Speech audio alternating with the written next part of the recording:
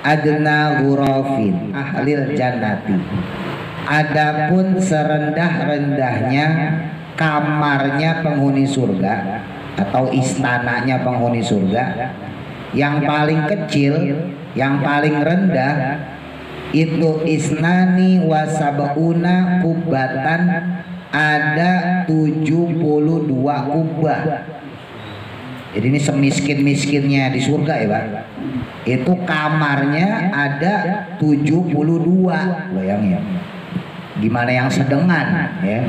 Gak usah yang gede, kalau kita mah istana yang sedengan aja lah ya. Ini yang paling kecil aja istananya punya kamar 72. Terbuat dari apa? Dari tembok? Enggak, surga. Terbuat min durrotin, dari mutiara, wahidatin yang satu, utuh itu batunya. Jadi bidadari kalau sampai nongol di dunia, matahari kalah, bulan kalah sama cahayanya bidadari itu. Kan berarti gimana penghuni surga, maksudnya gitu loh Pak. Bidadarinya aja begitu, gimana penghuninya? Lah bidadarinya kan bahasa kasar ya, bantu kita dari surga. Lah bidadarinya aja begitu, gimana penghuninya itu? Coba masing-masing bidadari yang menjadi pembantu kita, la turo, tidak pernah dilihat, illa sohibuha, kecuali oleh pemiliknya.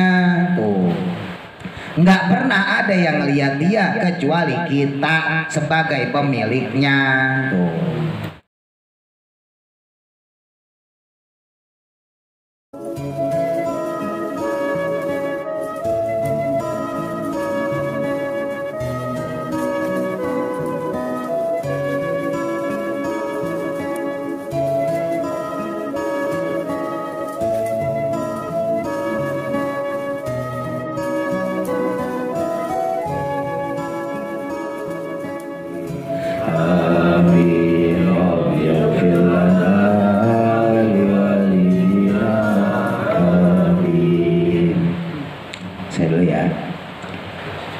A'udzu billahi minasy syaithanir rajim.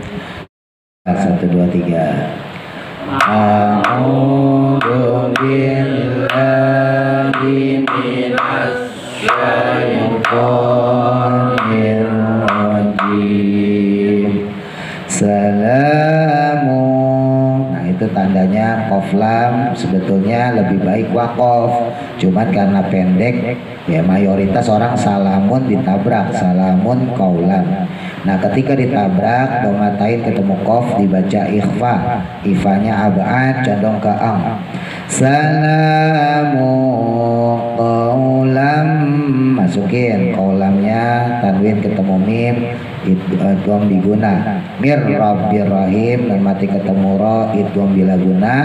Rahimnya juga kasrotain ketemu ra sama idgham bila guna. Salamu qaulam mir rabbir rahim.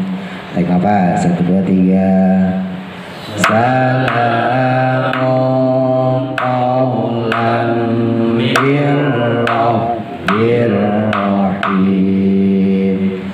Wamtazul, wamnya ada alif, alifnya nggak dianggap, nggak dipanjangin. Tazul ada wawu, wawunya juga nggak dianggap, dipanjangin. Wamtazul yauma ay, ya-nya tasdid ditekan. Ayyuhal jimnya pantulin kolkola ya, jangan mujrimun, pantul, kolkolanya kolkola sugro, pantulannya setengah. Wamtazul yauma ayyuhal mujrimun. Apa? 1 2 3. Wamtazul yauma ayyuhal mujrimun. Baik, ulang tahun. Apa? 1 2 3. A'udzu billahi minasy syaithanir rajim. Salamun qaulam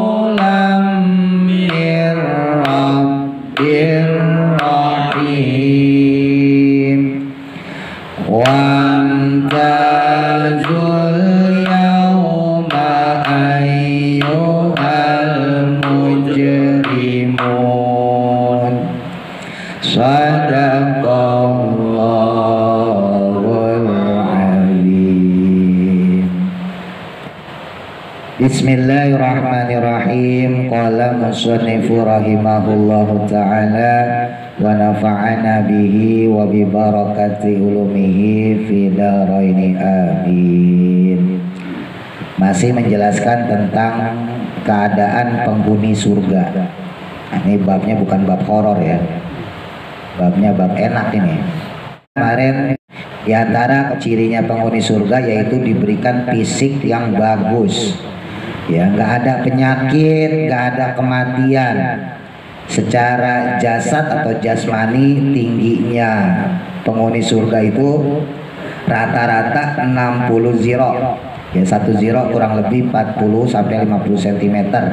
Jadi kurang lebih 40-an meter ya tingginya. Terus ketampanannya yang laki-laki kita seperti Nabi Yusuf alaihissalam. Suaranya seperti Nabi Daud dan kemudian akhlaknya, perilakunya seperti Nabi Muhammad sallallahu alaihi wasallam.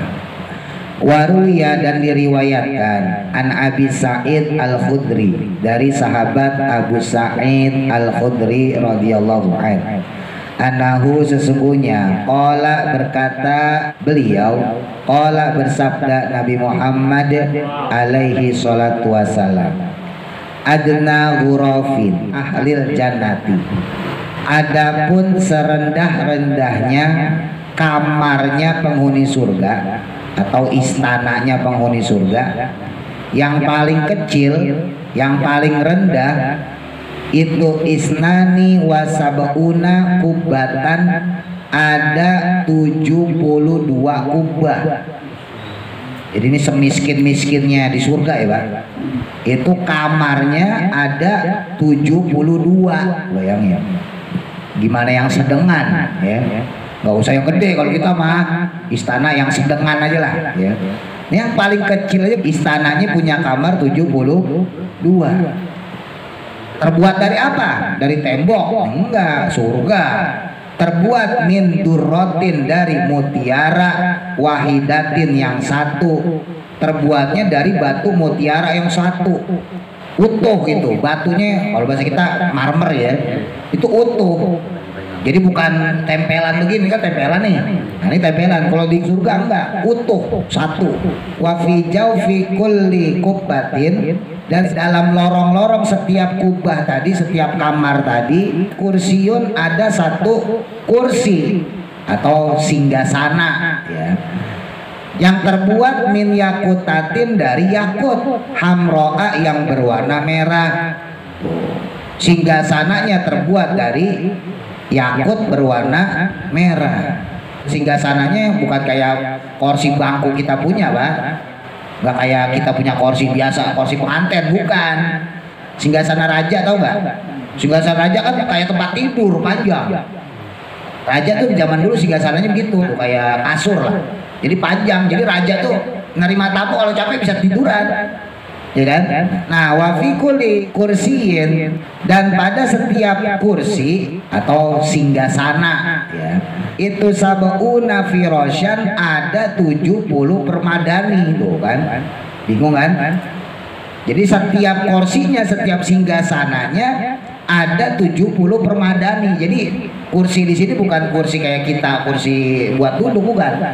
Jadi kursinya itu ya singgasana lah, kayak balai. Nah itu isinya ada 70 permadani.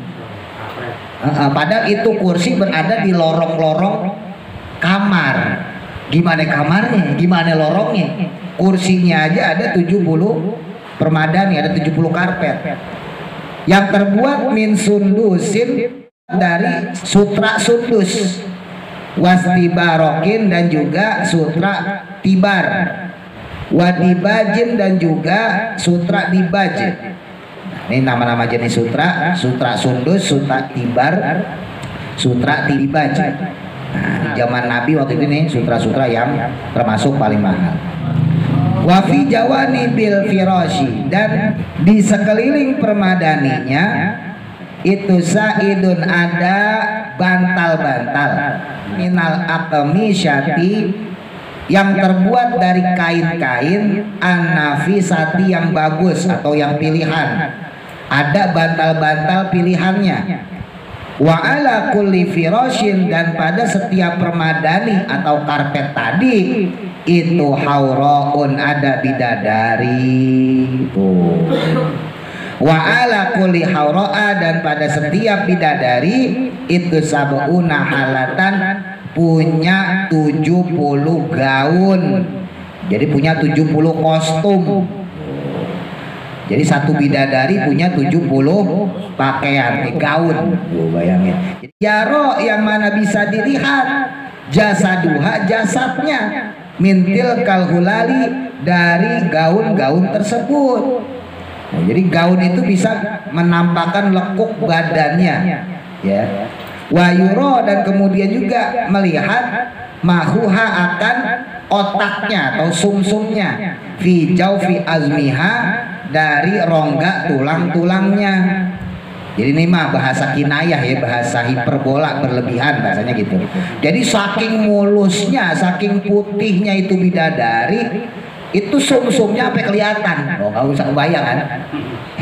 Jadi ini bahasa kiasan aja. Saking putihnya orang kalau putih, air aja lah. Air kalau putih bening kan kelihatan, Pak.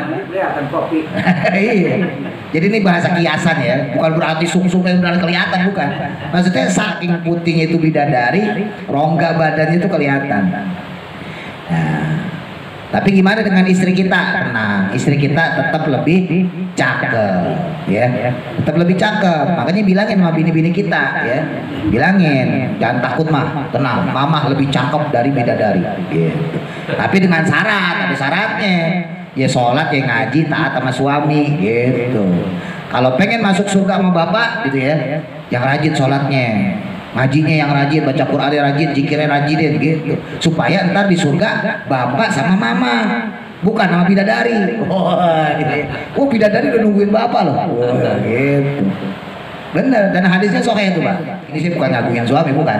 Berhubung ini ngajinya sama suami-suami kan. Jadi saya sampein gitu.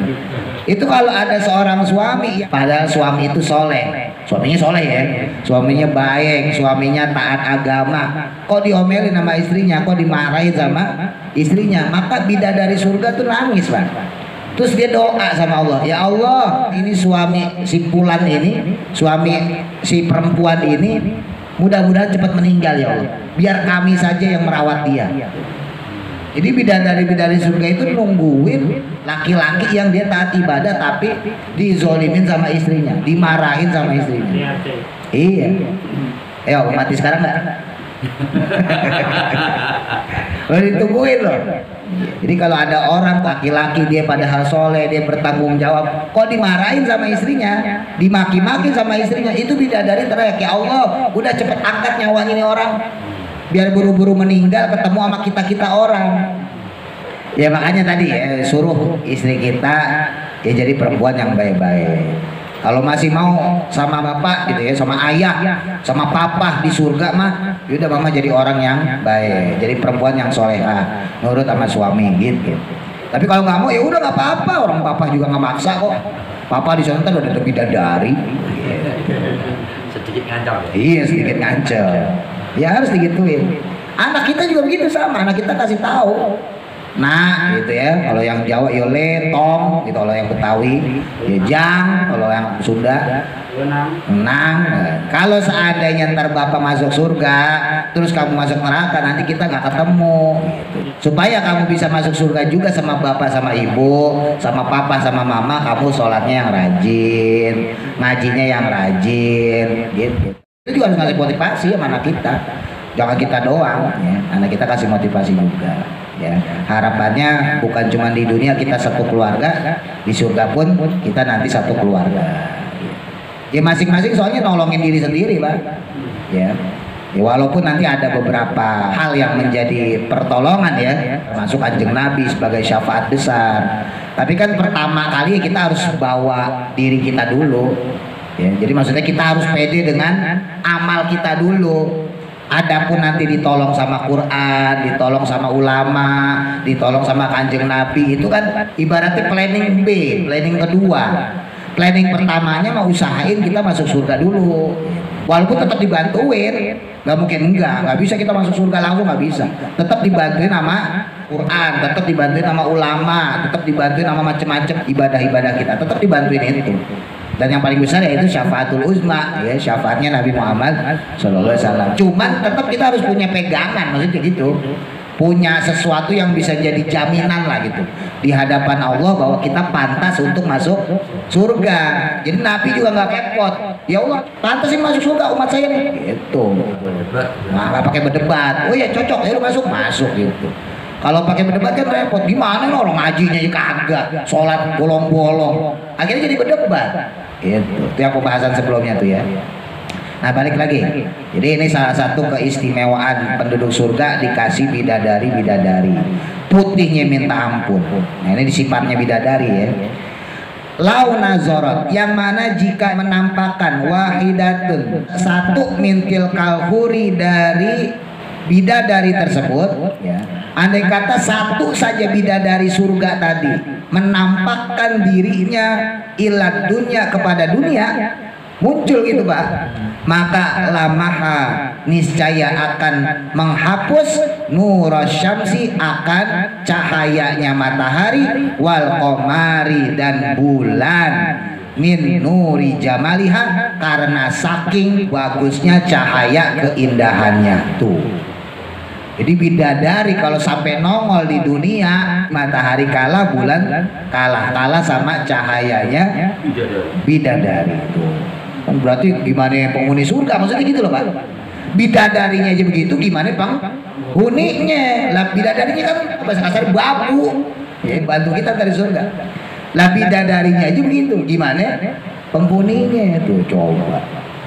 Bahkan walau kotorot, jika menetes fit dunia, di alam dunia, jatuh nih ke alam dunia, kotrotun suatu tetesan min ma'i famiha, dari air liurnya atau dari air ludahnya, ya dari mulutnya netes ke dunia ini, maka yakunu jadilah ma'ul bahri, airnya lautan itu adban menjadi tawar, min lawati ma'iha, saking manisnya air liurnya mereka atau bidadari tersebut tuh. Jadi air liurnya bidadari itu manis, sampai-sampai ada kata netes ke dunia, jatuh ke laut satu saja tetesannya, maka lautnya dunia itu bakal jadi tawar, saking manisnya air liurnya bidadari. Lagi-lagi itu bidadari pembantu kita, air liurnya aja manis begitu, gimana kita bosnya? Oh, ya enggak? Ya. Makanya kan kalau dipikir-pikir, balik lagi kemarin saya cerita, nggak kebayar ya. Kita cuma modal sholat loh Pak, modal sholat, ngaji, udah taat sama Allah dah, jangan mabok, jangan judi, jangan zina, kan gampang ya. Tapi dikasih hadiah sama Allah sebegitunya gitu. Wah itulah hebat banget loh. Wah kalau saya jadi Tuhan nggak begitu saya. Wah keenakan. Mungkin kalau Tuhannya kita, wah enak banget ya kan. Bayangin muka yang jelek jadi cakep. Lah buat operasi plastik aja tuh, sholat aja nggak kebayar itu Pak. Operasi dagu doang aja misalnya 5 miliar itu. Rahang dong gini doang. Belum hidung, belum mata, belum jidat. Semuanya dibikin cakep kayak Nabi Yusuf, bayangin coba. Ya. Postur tubuh kita itu ideal gitu kan, seperti Nabi Adam 40 meter tinggi-tinggi, yang butet jadi tinggi, yang pesek jadi mancung, yang caplang kupingnya jadi normal, bayangin. Itu cuma dibayar sama sholat, sama zakat, ngaji, ibadah. Itu hebatnya Allah tuh. Ya kalau kita yang jadi Tuhan, wah keenakan, ya kan? Udah dioperasi plastik aja udah bagus ya kan, udah masuk surga, apalagi gitu doang. Tapi diberikan fasilitas sedemikian rupa. Wafi riwayatin, dan dalam suatu riwayat ukhra yang lain, likulli mu'minin, pada setiap mukmin, ya orang yang beriman, khimah itu kemah kalau bahasa kita, ya itu ada satu kamar, ya orang Indonesia nggak bisa nyebut khimah, nyebutnya kemah. Nah, nanti dikasih kemah-kemahan, ya buat wisata, buat jalan-jalan, ya min duratin, yang terbuat dari intan atau mutiara, wahidatin yang satu, wasaat al khimati, dan adapun luasnya kemah tadi atau kamar tadi, itu sabauna mailan 70 mil. Oh, gede banget itu ya. Kalah tenda pengungsian kalah ya. Jadi kita ntar punya kemah-kemahan Mbak ya, buat rekreasi, buat jalan-jalan ya. Wafi jawani biha, dan pada sisi-sisinya, sisi kemah-kemah tersebut ya, itu al arba'ata kurosin, ada 4 kursi atau singgasana gampangnya ya, ada 4 singgasana. Wa ala kurosi, dan di atas singgasana tadi ya, itu huraun, ada bidadari-bidadari. Faqulu wahidatin, dan adapun pada setiap satu, la turo, tidak pernah dilihat, illa sohibuha, kecuali oleh pemiliknya. Tuh, masing-masing bidadari yang menjadi pembantu kita nggak pernah ada yang lihat dia kecuali kita sebagai pemiliknya. Tuh, jadi jangan ngintip-ngintip pantar. Mas Gianto pengen ngelihat bidadari saya, kayaknya Pak Ustadz bidadari lebih cakep. Kok kagak, dia punya diri-diri sono ya. Masing-masing sudah punya bidadari, dan bidadari tersebut nggak pernah ada yang lihat ya, kecuali pemiliknya sendiri. Penghuni surga lain nggak pernah ngelihat, malaikat juga nggak pernah ngelihat. Jadi khusus ya, ibarat barang yang buka segel itu adalah kita. Dan di surga ya, masing-masing pemilik bidadari tersebut hanya mereka yang bisa melihat. Orang-orang yang lain penghuni surga nggak ada yang bisa melihat. Ntar bini kita gimana? Bini kita lebih dari itu.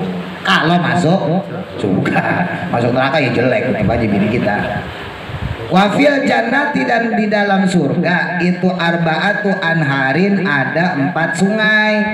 Di surga tuh ada 4 sungai. Sungai apa aja tuh? Yang pertama Nahrul Asali, yaitu sungai air madu. Sungai airnya air madu.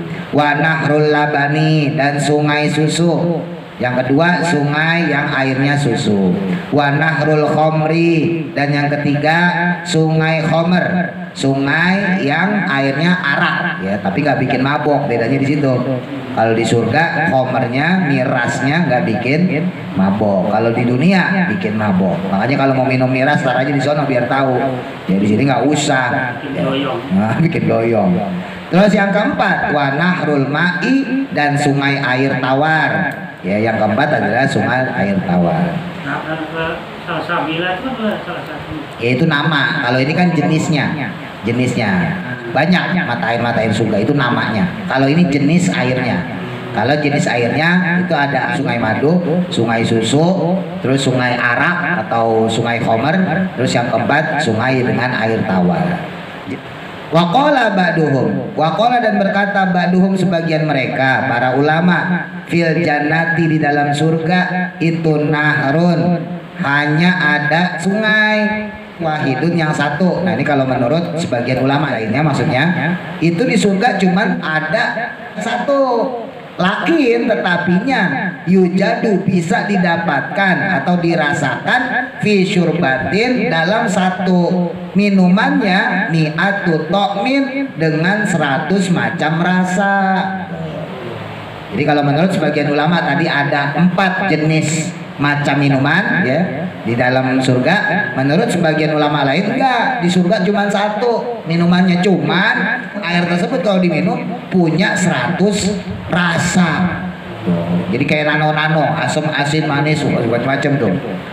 Wasairul uyuni, dan adapun seluruh atau sekalian daripada mata air tersebut, mata air surga, wal anhari, dan juga sungai-sungainya, allati tajri, yang mengalir, bainal asjari, di antara pepohonan, wal basatini, dan juga taman-taman, wal kusuri, dan juga istana-istana, kulliha, semuanya itu kodin fusolat, terpisah atau tidak termasuk mintil kal anhari, dari sungai-sungai tersebut, al arbaati, yang 4. Jadi sungai-sungai yang mengalir lewat rumah kita, kan di Quran disebut itu tajri min tahtihal anhar gitu ya, yang mana orang kalau masuk surga tajri, mengalir, min tahtihal, di bawah istana-istana mereka, anharu, sungai-sungai, khalidina fiha abada, mereka berada di dalam surga kekal abadi selamanya. Nah, itu sungai yang ada dalam rumah kita, ya, itu nggak termasuk dengan 4 jenis sungai tadi.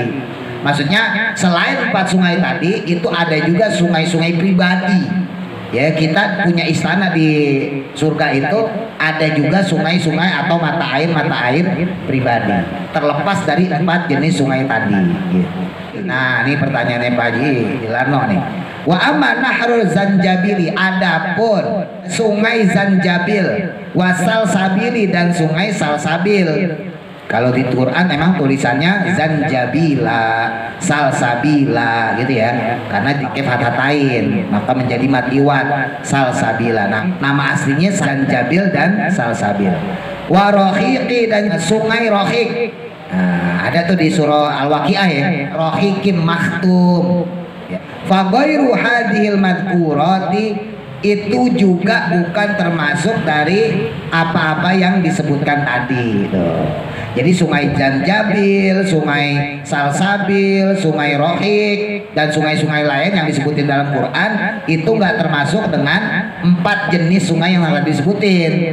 Ya, artinya kalau di surga itu intinya banyak sungainya. Cuman disebutin nama musonef karena berdasarkan pendapatnya para ulama itu ada 2 pendapat. Yang satu 4 jenis dengan rasa yang berbeda tadi ya. Yang kedua 1 jenis dengan sebanyak 100 macam. Adapun sungainya sendiri itu nggak disebutin. Banyak banget di surga itu. Ya, kenapa? Karena memang salah satu iming-iming Kanjeng Nabi kepada bangsa Arab ya sungai, Pak. Makanya disebutin kan di Quran itu banyak tuh. Yang tadi tuh tajri min tahtihal anhar, di depan rumahnya ada sungai, di dalam istananya ada sungai. Kenapa? Karena Arab itu kagak ada sungai, laut aja jauh. Makanya untuk iming-iming supaya mereka yang kafir mau masuk Islam, yang udah Islam sergap ibadah itu diiming-imingin bahwa surga itu banyak pepohonannya, rindang, tamannya bagus, ada istananya, bahkan tajri min tahtihal anhar, di istananya itu ada air sungai yang mengalir. Lah orang Arab digituin seneng, Pak. Oh, berarti enak kita ya, kita masuk surga gitu. Mungkin kalau Nabi Muhammad hadir di Indonesia gak bakal ngomong kayak begitu. Kalau dibilangin nanti ada sungai, di Indonesia juga banyak sungai. Nanti ada pegunungan, di Indonesia juga banyak pegunungan. Ya, berhubung Islam turun di Arab lewat Nabi Muhammad SAW, maka iming-imingnya seperti itu. Jadi Quran juga punya filosofi juga. Siapa dulu yang dituju nih? Oh, orang Arab. Di sana tanahnya gurun, tandus, padang pasir. Dikasih iming-iming. Nanti di surga ada pepohonan hijau, royo-royo gitu ya. Kamu punya istana, punya mata air, ada sungainya gitu. Mungkin kalau Nabi Muhammad turun Indonesia enggak. Nanti kamu di sana dapat tanah 5 hektar. Mungkin begitu. Kamu dapat duit di sana gitu ya. Dapat pagar laut segala. Wow, sih. Nah, kenapa? Karena iming-imingnya kepada orang Indonesia beda. Andaikan gitu, andaikan seperti itu. Fa idza dakhala, maka ketika masuk al mukminuna, orang-orang beriman, al jannata, ke dalam surga, yashrabuna, kemudian mereka minum, awalan, pada yang pertama kalinya, min nahril labani, dari sungai susu. Kita masuk surga, yang kita minum sungai susu dulu. Ya, enggak langsung sungai miras, ya enggak langsung sungai arak, enggak langsung sungai khomer. Yang pertama kita minum adalah sungai susu. Kenapa sungai susu? Li'anna labana, karena sesungguhnya susu, karena adalah dia itu awalal ghadai, minuman pertama kali fit dunia, di alam dunia. Ya, karena susu itu minuman kita pertama kali di dunia, maka susu juga minuman pertama kali ketika kita di surga. Emang bener minuman pertama kali kita susu, bener nggak? Emak ngompet. Iya, emak bener loh. Bener berarti ya? Sepakat ya? Iyalah, nggak sadar kan? Yang sadar Pak Jilando doang. Iyalah. Iya. Pertama kali kita minum. Sebelum kita minum air putih, sebelum kita minum es gitu kan, sebelum minum jus, pertama kali kita minum apa? Susu siapa? Susu emak. Malamnya baru bapaknya. Summa yasrabuna, kemudian minum lagi mereka min nahril asali, dari sungai madu. Habis minum sungai susu sebagai simbol minuman pertama manusia, lalu kita minum sungai madu. Kenapa madu? Li'annal asala, karena sesungguhnya madu, karena adanya dia itu sabab syifai, adalah sebab daripada obat penyembuh fit dunia, di alam dunia. Jadi salah satu obat mujarab yang Allah kirim ke dunia ya madu itu, Pak.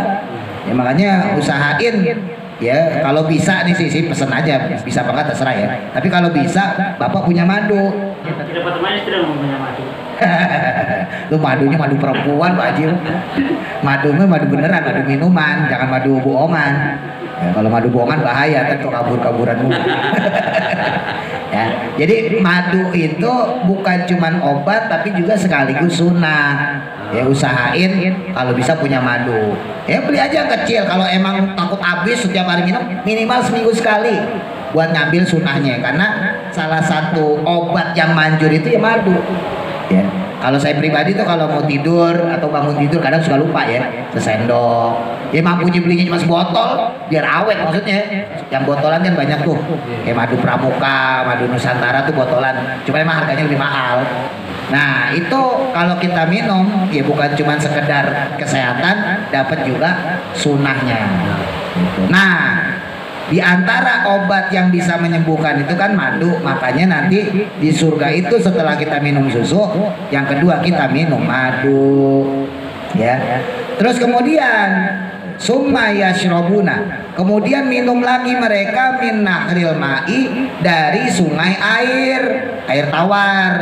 Nah, baru yang ketiga kita minum air tawar. Kenapa? Li'annal ma'a, karena sesungguhnya air tawar tersebut, karena adanya dia itu sababal hayati, adalah sebabnya kehidupan fit dunia, di alam dunia.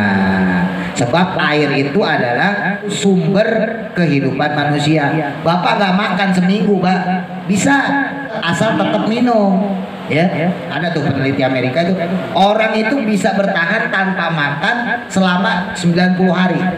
Tapi kalau seandainya minum itu cuma 21 hari. Orang nggak bisa bertahan tanpa minum setetes pun selama 21 hari. 21 hari kagak minum, mati deh. Ini digrogotin sama sel-selnya sendiri, sama saraf-sarafnya sendiri. Itu makanya air sebagai kehidupan itu simbol di surga, minuman ketiga kita. Ya, setelah minum susu, setelah minum madu, baru kemudian kita minum air. Summa yashrabuna, kemudian barulah mereka minum min nahril khamri, dari sungai khomer, sungai arak. Kenapa? Li'annaha, karena sesungguhnya khomer atau arak, karena adanya dia itu sababal farohi, penyebab dari rasa gembira, wasururi, dan bahagia. Tuh. Orang kan kalau minum khomer kan seneng, Pak, bahagia. Punya utang juga gak mikir dia, lupa, ya kan?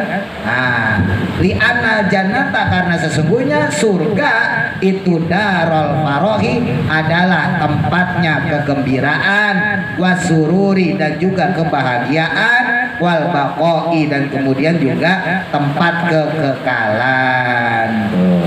Wa ba'da dzalika, dan setelah hal tersebut, maksudnya setelah minum 4 jenis air tadi, la yabqa, maka tidaklah tersisa fi qulubi ahlil jannati, dalam kolbu-kolbunya penghuni surga, dalam hati-hatinya penghuni surga, ghamun, suatu rasa resah, wala hamun, dan juga tidak ada rasa prihatin. Habis minum kayak begitu, maka hilang rasa gelisahnya, hilang rasa resahnya, hilang rasa prihatinnya. Ya, yang ada rasa senang, rasa bahagia, rasa sukacita. Gitu ya. Qala Sa'id bin Musayyab, wallahu a'lam, mudah-mudahan manfaat. Al-Fatihah. A'udzu billahi minasy syaithanir